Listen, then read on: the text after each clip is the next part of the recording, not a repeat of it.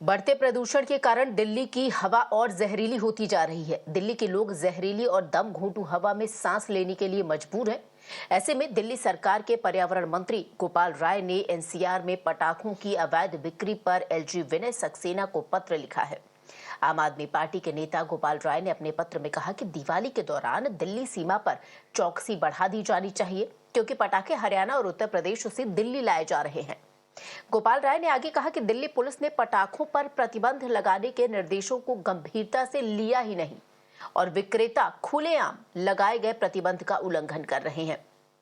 इस बीच दिल्ली के सीएम आतिशी ने एक बार फिर दिल्ली में प्रदूषण के लिए हरियाणा और यूपी सरकार को जिम्मेदार ठहराया, जबकि बीजेपी ने आम आदमी पार्टी की सरकार पर अपनी जिम्मेदारियों में विफल रहने का आरोप लगाया।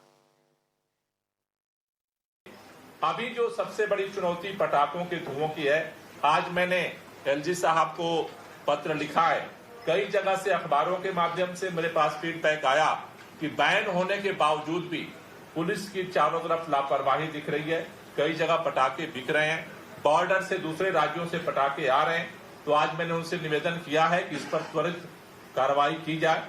कल मैंने भी 1 बजे पुलिस अधिकारियों को, डीपीसीसी के अधिकारियों को बुलाया है, जिससे कि पटाखे के धुएं को, क्योंकि वो हमारे हाथ में है, प्रदूषण का असर हमारे ऊपर पड़ना है, तो हम सबको मिलकर काम करना पड़ेगा। आज से हम लोग दिए जलाओ पटाखे नहीं अभियान भी शुरू कर रहे हैं ग्राउंड पे जन जागरूकता के लिए। तो हमारी सरकार की कोशिश यही है कि चारों तरफ से सबके सहयोग से मिल करके इस प्रदूषण के खिलाफ अपनी लड़ाई को तेज करें। केंद्र सरकार है जिसे दिल्ली के लोगों की कोई चिंता नहीं है।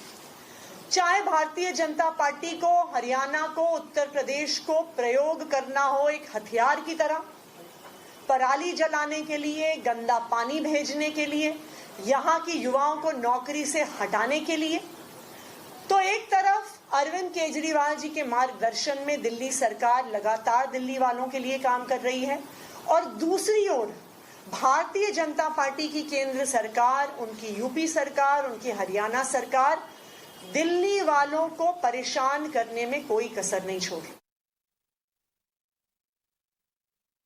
अगर वायु प्रदूषण को लेकर पंजाब की सरकार या दिल्ली की आम आदमी पार्टी की सरकार गंभीर होती तो वो इस ज्ञापन को रिसीव करते। हमने इसमें लिखा है कि हम सिर्फ दिल्ली का दर्द बता रहे हैं कि पंजाब में किस तरह से पराली की घटनाएं, हमने हरियाणा और उत्तर प्रदेश का भी उदाहरण दिया कि कैसे उन्होंने पराली की घटनाओं को कम किया है।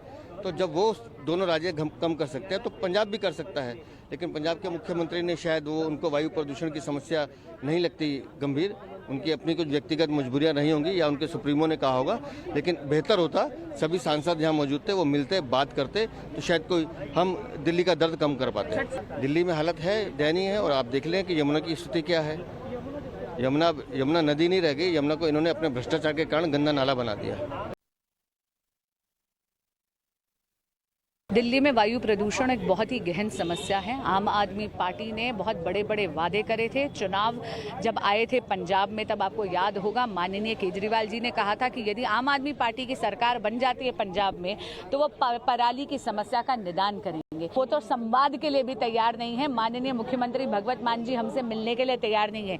ये देखिए आंकड़े, 26 अक्टूबर केवल एक दिन का डेटा अगर आपको दिखाऊं, 360 इंसिडेंट्स हुए हैं पराली बर्निंग के, जिसमें से 108 वो हुए हैं पंजाब में। तो मैं पूछना चाहती हूँ कि दिल्ली कब तक टूटे हुए वादों का दंश सहती रहेगी? और क्या जब आम आदमी पार्टी की ही सरकार पंजाब में भी और दिल्ली में है तो ये आपस में एक ज्वाइंट एक्शन प्लान क्यों नहीं बनाते?